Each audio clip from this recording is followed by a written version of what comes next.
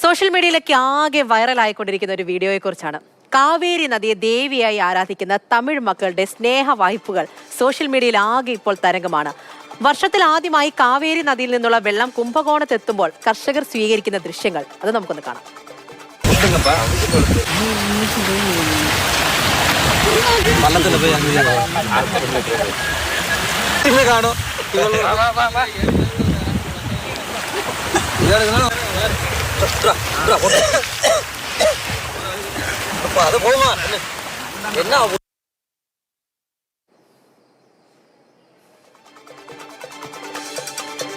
K V ശ്രീധരനാണ് നമ്മുടെ കൂടെ. ശ്രീധരൻ, ഈ സംഭവം തന്നെ മറ്റൊരു വിധത്തിൽ റീലായിട്ട് ഇന്ന് ഉച്ചയ്ക്കാണ് ഞാൻ കാണുന്നത്. പൊന്നിയിൻ സെൽവൻ സിനിമയിലെ പാട്ടൊക്കെ ഇട്ടിട്ട് ആകെ പാടിയൊരു ഇത് കാണുമ്പോൾ തന്നെ ഒരു രോമാഞ്ച ഫീൽ ഉണ്ടാകും. സത്യമാണ്. അത് ആ കമന്റ് എടുത്ത് നോക്കിയാലും അതേപോലെയാണ്. പ്രകൃതിയോട് ഇത്രയും ഇണങ്ങി നിൽക്കുന്ന മനുഷ്യരുണ്ടെങ്കിൽ അത് നമ്മുടെ നാട്ടിലെ കർഷകർ തന്നെയാണ്. അത് അവരുടെ ജീവിതം കൂടിയാണ്. ആ സംസ്കാരത്തിന്റെ ഭാഗമായിട്ട് ഇപ്പോഴും അവർ ഇണങ്ങി നിൽക്കുന്നു എന്നുള്ളത് കൂടിയാണ്.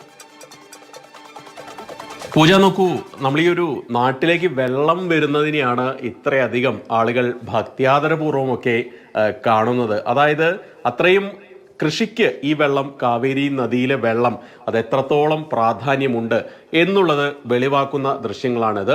നമുക്കറിയാം, കർണാടകയിൽ നിന്നാണ് ഈ കാവേരി നദി ഉത്ഭവിക്കുന്നത്. തുടർന്ന് തമിഴ്നാട്ടിലേക്ക് ഒഴുകുകയാണ്. ഈ രണ്ട് സംസ്ഥാനങ്ങൾ തമ്മിൽ സ്വാഭാവികമായിട്ട് ഈ വെള്ളം പങ്കിടുന്നത് സംബന്ധിച്ച് തർക്കവും കരാറുകളും ഒക്കെ നിലവിലുണ്ട്. ഏതായാലും അതിൻ്റെ ഭാഗമായിട്ടാണ് കഴിഞ്ഞ ദിവസം ഈ കർണാടകയിലെ അണക്കെട്ടുകൾ നിറഞ്ഞ് കാവേരി നദിയിലേക്ക് കരാർ അനുസരിച്ചുള്ള വെള്ളം തുറന്നുവിടുന്നത്. ആ വെള്ളം കുംഭകോണം പ്രദേശത്ത്, തമിഴ്നാട്ടിലെ കുംഭകോണം പ്രദേശത്തേക്ക് എത്തുന്ന ദൃശ്യങ്ങളാണുള്ളത്. നോക്കൂ, എത്ര ആഹ്ലാദത്തോടു കൂടിയാണ്, ആദരവോടു കൂടിയാണ് ഈ കർഷകരും അവിടുത്തെ സാധാരണക്കാരായിട്ടുള്ള ആളുകളുമൊക്കെ ഈ കാവേരി നദി ഈ ഡെൽറ്റ പ്രദേശത്തേക്ക് ഒഴുകി എത്തുന്നതിനെ കാണുന്നത്. അതായത് അവരുടെ ജീവിതത്തിൻ്റെ അല്ലെങ്കിൽ അവരുടെ ജീവനാഡിയാണ് ഈ കാവേരി നദി എന്നുള്ളത്. അതിൻ്റെ ഭാഗമായിട്ട്, അതായത് ആ പ്രദേശത്തെ കൃഷി അല്ലെങ്കിൽ അവരുടെ കുടിവെള്ളം ഇതൊക്കെ നിലനിൽക്കുന്നത് ഈ കാവേരി നദീജലം കൊണ്ടാണ്. അവരാ നദിയെ അമ്മയായിട്ടാണ് അല്ലെങ്കിൽ ദേവിയായിട്ടാണ് കാണുന്നത്. ഇപ്പോൾ കർണാടകയിൽ കണ്ടാൽ, ഈ കർണാടകയിൽ കുടക് ജില്ലയിൽ നിന്നാണ് കാവേരി ഉത്ഭവിക്കുന്നത്. അവിടെ തലേക്കാവേരി എന്ന് പറയുന്ന സ്ഥലമുണ്ട്. ഈ തലേക്കാവേരിയിൽ ഒരു ക്ഷേത്രമുണ്ട്. കാവേരി ദേവിയായിട്ട്, നദിയെ ദേവിയായിട്ട് ആരാധിക്കുന്ന ക്ഷേത്രമുണ്ട്. നമ്മുടെ സംസ്കാരത്തിന്റെ ഭാഗമാണ് ഈ പ്രകൃതിയെ ദേവിയായിട്ട്, ദൈവമായിട്ട് കാണുന്ന, ഈശ്വരനായിട്ട് കാണുന്ന ഒരു സങ്കല്പം. ഗംഗാനദിയെ നമ്മൾ അങ്ങനെ കാണുന്നുണ്ട്. ഗംഗാ മാതാവ് എന്നാണ് ഭാരതീയർ വിളിക്കുന്നത്.